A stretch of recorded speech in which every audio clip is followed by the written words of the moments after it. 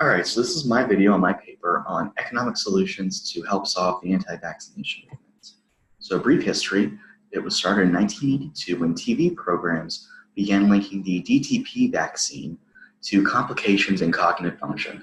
This caused a whole bunch of lawsuits and led to Congress passing the National Childhood Vaccine Injury Act, which put these lawsuits in a separate court so that vaccine manufacturers could save money on the cost of litigation because they had to cut their production as a result of these litigations. Then in 1998, we all know about Dr. Andrew Wakefield's paper linking MMR to autism and the science that went into that. And then in 1999, thimerosal was removed from vaccines, and this gave a little bit more results to his paper. So that's just sort of the background of it. Now, I want to talk about an article here that was done by researchers at Emory University and at Johns Hopkins University that went into who the anti-vaxxers were and where they're getting their information. So the study used a previous study on vaccine refusal in elementary school children and divided the parents into two groups, those who used the internet and those who didn't. And then it measured their belief in different sources as excellent sources of information and measured their belief in statements about vaccines. So here you have the left column, different sources of information, then parents who use the internet, and then parents who did not use the internet, and the percent who believed that the source was an excellent source of information. Then you have the confidence intervals. And you can see that parents who use the internet were much less likely to believe information from doctors, such as printed materials from healthcare providers, than they were to believe than their non-internet counterparts were. Most importantly from this study is then they asked different beliefs about vaccines, and then asked it to the people who use the internet and people who didn't use the internet, and then you can see the confidence intervals associated with it. And what they found was for questions such as, do children get more immunizations than are good for them, 60% of internet users believed in that statement, whereas only 27% of non-internet users believed that. And you can look through this chart, and the trend starts to stay the same, but the internet users tended to have more anti-vax beliefs than the non-internet users. So who are the internet users? Who are these anti-vaxxers? Well, there's no difference between the internet users and the non-internet users with regards to age, race, or ethnicity. But where you did see a difference is that the internet users were much more likely to have a college degree and a pretty high household income. So is anti-vaccination a problem? Well, for that we need to discuss herd immunity. And herd immunity is based off a number called R0. And R0 is the number of people in a totally susceptible environment that will get sick from one person contracting a disease. And then herd immunity is based off of that. So here you see a chart of a bunch of different diseases, the amount of people, the R0, who would get sick if one person got that disease in a totally susceptible environment, and then the herd immunity threshold for these diseases. And these are pretty high. These diseases also sort of correlate with the vaccines that people are against, the anti-vaxxers are against, such as the MMR vaccine, the measles, mumps, and rubella vaccine. And you can see for a disease like mumps, you need upwards of 86% of the population to be vaccinated. From measles, upwards of 94% of the vaccination of the community to be vaccinated. But is this really a problem? Are enough people not getting vaccinated that we're starting to see these diseases reoccur? And of course, the answer to that is yes. And these are just a couple of headlines I found in about 20 seconds of looking of measles reappearing across the United States. So clearly this is a problem. But what's the real problem here? Parents are electing to take advantage of herd immunity and not vaccinate their children.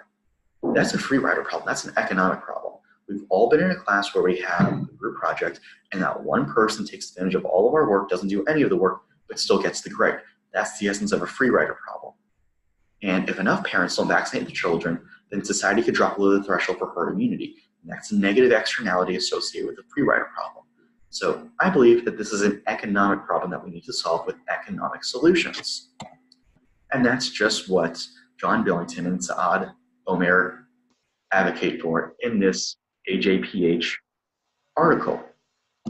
They say that there are three types of economic solutions that could possibly be used: taxes, fines, and fees. Taxes wouldn't work great because they'd be applied to everyone, even people who are vaccinating their children, and taxes are just difficult to pass. Fines would be a criminal punishment, which would be difficult to do since exemptions are actually legal, which leaves fees. Now, any child who wants to go to school without getting vaccinated, or their parents don't want them being vaccinated, they need paperwork for that. They need to submit paperwork to the school saying that my child has this personal belief, or that my family has this personal belief, and they're not being vaccinated as a result of it. So they suggest that you institute a processing fee on this paperwork. Now, obviously, kids who have a medical exemption shouldn't be charged a fee, and that can be worked into that quite easily. But for those who do want to go to school because of a personal belief without being vaccinated, they're going to have to pay a fee for this. And that fee would cost, one, the cost of the paperwork, and two, the cost of the negative externality of society now having to fight measles again because your child went to school without measles.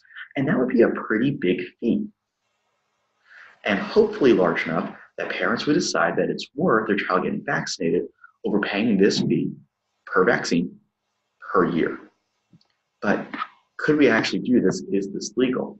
And so another article said that, yeah, this actually is legal. And they said, based off Supreme Court's decisions from a 1905 case in Jacobson v. Massachusetts, where a law that was requiring people to be vaccinated for smallpox or face a fee was upheld. And then in 1922, a law that said it was okay for schools to mandate that students be vaccinated was upheld. So based on those two, when you apply modern constitutional law, according to this article, you would be able to implement a law that said if you're not going to be vaccinated, you have to pay a fee as long as this disease is actually going to affect society, which clearly measles is. So if you wanted a law that said you have to get the measles vaccine or face a fee, that would most likely be legal. In conclusion, the anti-vaccination movement is an economic problem. It's a free rider problem, to be more exact. People are taking advantage of herd immunity, just as how people sometimes take advantage of people in group projects. There is negative externalities attached to this free rider problem, and that people are getting sick. So you need a solution that fixes the negative externality, and that comes in the form of fees. If you put a fee on the exemption paperwork for children to go to school, it will increase the personal cost of not vaccinating to that of societal cost of not vaccinating. And most likely that will be high enough that parents will choose to vaccinate their kids more so that we can get above the threshold for herd immunity, or you're going to have a budget to fight diseases such as measles when they inevitably get back into society as a result. So thanks for watching, and I look forward to seeing your comments on this.